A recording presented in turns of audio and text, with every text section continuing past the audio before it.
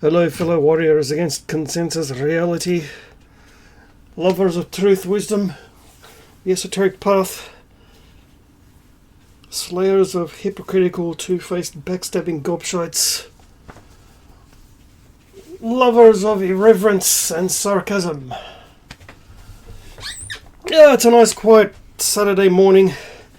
There are absolutely no gobshites around at all, which is absolutely fucking great. And that's just the way I like it. Overcast. Summer's now gone, thank fuck. And once again, there are no snooty gobshites jogging past, having conversations at the top of their fucking voices at 6 o'clock in the morning. Or no noisy little gobshites either. Yes, I am one of those get off my lawn kind of people. I've got no time for most of humanity, I have to say. And that's just the way it is. Yeah, it just... well, firstly, humanity is proving itself to be fucking hilarious again. At least humanity has its uses. Yeah, I just wanted to touch a little bit more on the on this status thing that I briefly mentioned in yesterday's video. My longest video so far, by the way. Just when you're in the zone, you just don't know how much time goes past. Those are usually the most enjoyable to yourself videos. But again, one of the problems I have, one of many problems, in many men's channels, quote unquote, I'm using inverted commas, Dr. Evil Style here, is that first of all, they don't actually give a flying fuck about their fellow men or what challenges any man is currently going through. These people tap into the MGTOW market to shill the crap out of their wares and their channels and constantly beg for donations, and they show their real colours by tap dancing around words. Again, the other day. It's these two channels that I noticed that do it most, because of course they don't want to be, they're slaves to YouTube monetization. You know, I'm going to name and shame, I don't care. They otherwise have interesting things to say, but it's just when you hear their efforts and attempts at tap dancing around words, it just puts me right off. Yeah, I'm talking about Better Bachelor and Strong Successful Male, where both of these channels tap down. When you want to say fuck and sex, say fuck and sex. If you want to say feminist, say feminist. Effeminist, bedroom fun. You sound like fucking idiots. Fuck, I hate that shit. And when I hear you say effeminist, his niece was an effeminist, it totally shits on anything else you might have to say. You're a grown man, you can use big boy words now, okay? But a lot of these channels seem to have this really, really warped idea of masculinity, and yeah, I'm going to do that video soon. And they seem to have this warped idea that, like I said, the above mentioned puffy looking British gobshite the other day, and that you know, the way men are wired, and he was trying to get evolution in on it. It's the important thing to men is status, and in other words, having an expensive car, expensive clothes, and having certain women on your arm to give value to you, which is the dumbest thing as a monk of 14 years I have ever fucking heard. No, what that is, you clueless gobshites, is next level simping. Okay? So you have no value, no sense of value in yourself, innate sense of value in yourself. So you need trinkets and external items to give yourself value and thereby status. In other words, what you're doing is that you're stroking and elevating and putting on a huge pedestal your ego mind. Yeah, good one. Meanwhile, the point of most esoteric pursuit is to not only gain a greater, broader sense of the self, but to not mistakenly suppress your ego mind, but to use it and make it your bitch in your esoteric path. Because it's going to be there, and it does, in its limited capacity, provide a need. But the whole point of the exercise is to make it your bitch, not for you to become its bitch. And I just find that incredibly stupid and misguided and cringeworthy in the extreme. Because of course the next step of these kind of, well, when you see these kind of videos, the next step is send me $10,000 and I'll show you how to gain all these status things, right? Just like I think I shared once before, I had an experience just like that. A man was flogging his ebook on Facebook, and yeah, I'm going to name and shame. I don't fucking care. Gavin Top, his name is, and he's an ex-Queensland boxer, and blah blah blah blah blah blah blah. And he's there to help men to become the best they can, and all this kind of fucking bullshit, right? So what happens? You get the ebook. It's in and of itself, it's got some good information. It has some valid points in there.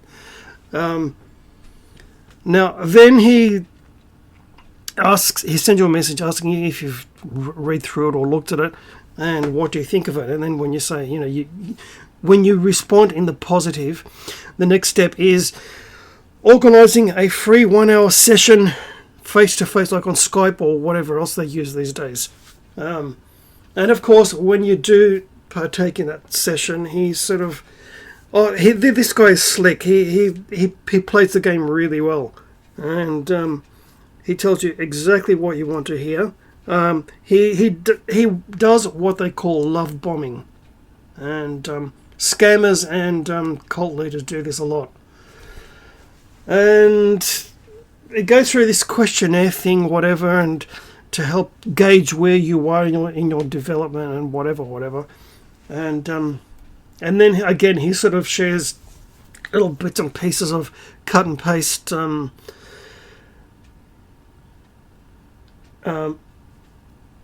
life coach information, something that Anthony Robbins would say, good, helpful, valid information, and whatever. It's like, oh yeah, and then he mentions the next step, and he looks right into the camera and asks for $10,000 fucking dollars.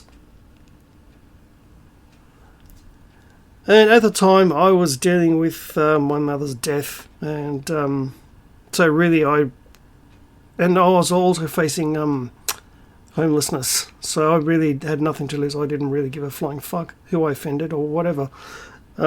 So I looked at him and I go, "You're kidding, right?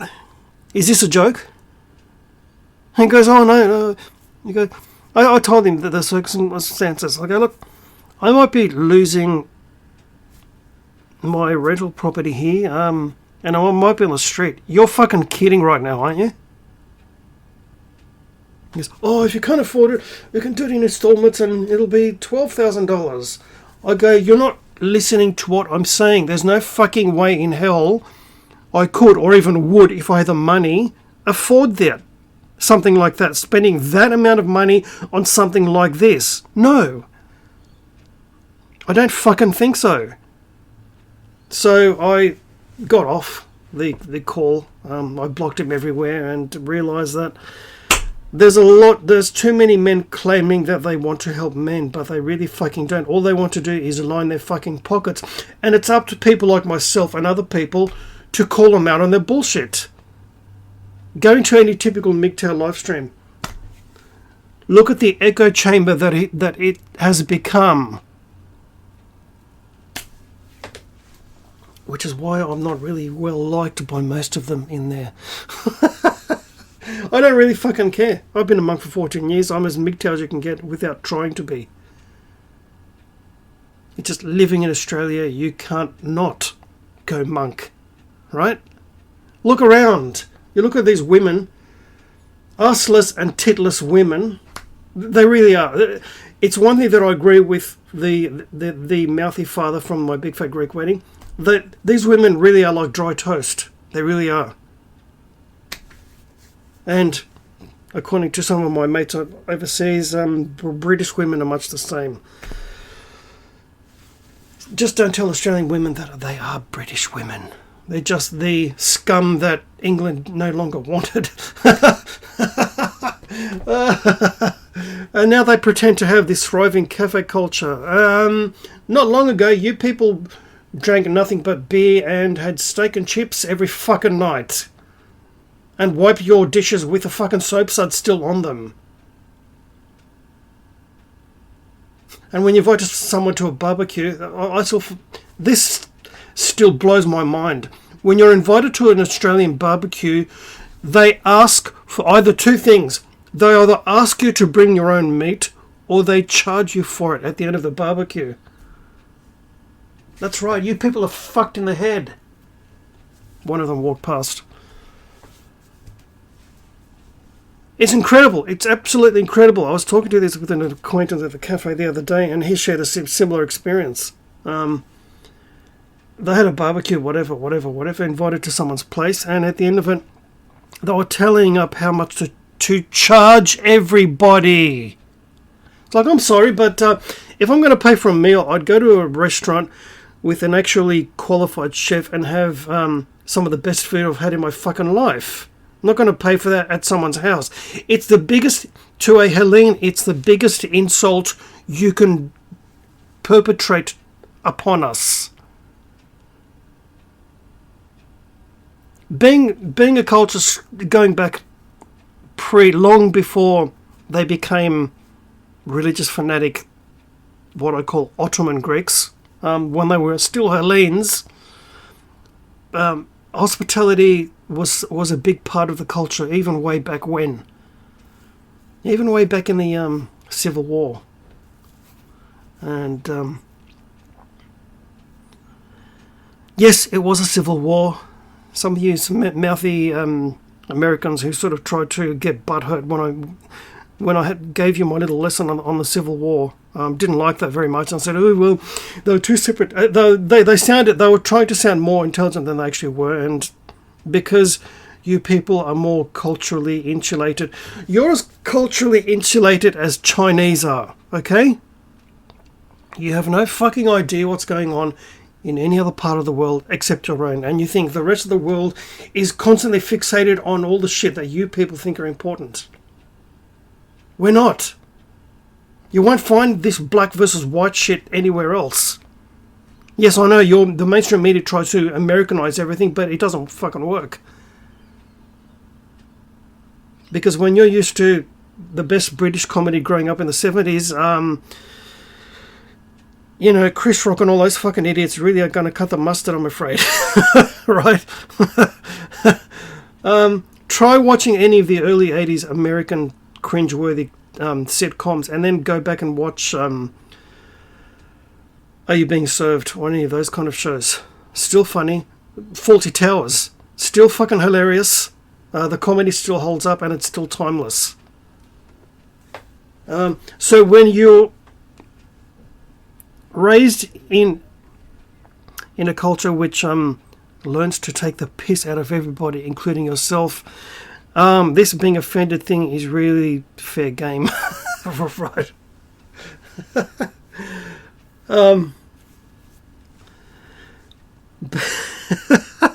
It's incredible. But yeah, there you have it. And as I was explaining,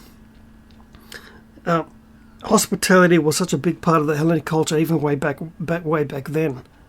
And to actually try that convict bullshit on a Hellene is the biggest insult, and it's a punchable offence.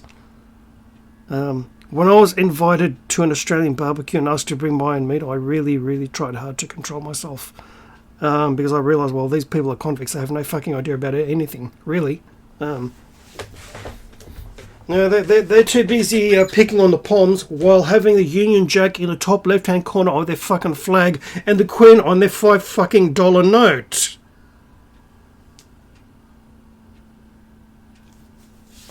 And if you want to be all Australian and everything, first of all, it would help if you didn't fight in World War One for Mother England, and then create a fake, heavily mythologized Anzac cult every 25th of April or whenever the fuck it is. Right? I'm sorry, but I'm going to commemorate my own fallen hero ancestors. You know, the 300 Spartans who actually did fight for their own country, right? Or Themistocles, perhaps, who actually was facing a naval power 10 times the size of his own and still fucking beat them.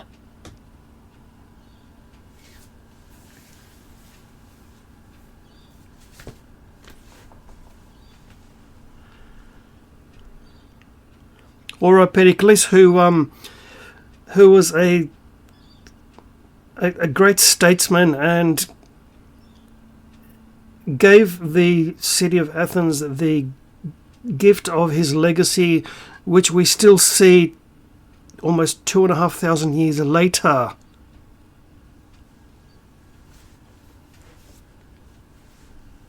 But I digress. And so a lot of these MGTOW channels, they really don't give a fuck about men, and that really pisses me off more than anything else, because in this day and age there are a lot of men struggling and looking for the comfort of talking to fellow men about issues that we all are going through and sharing.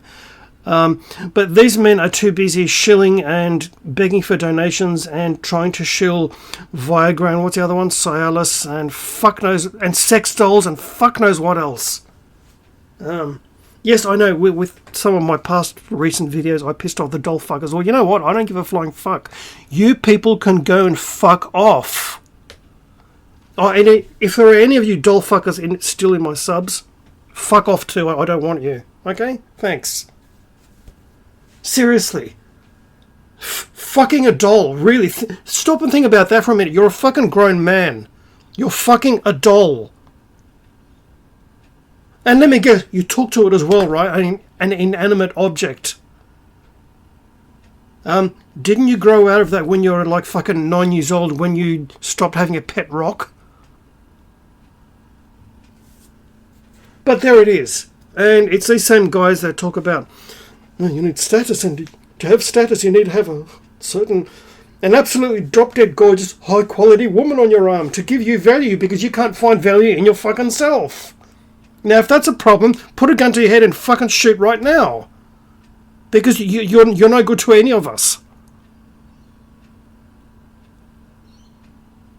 Yeah, I know, it's the same guys that are stuck in 5 cents reality and think that that is reality. Brain-dead assholes like Matt Dillahunty, yeah, you know, the atheist experience. Who was once training to be a minister and thinks that he's a fucking biblical expert. Yeah, well, been there, done that. I can actually read the New Testament in the original language. Can you? No!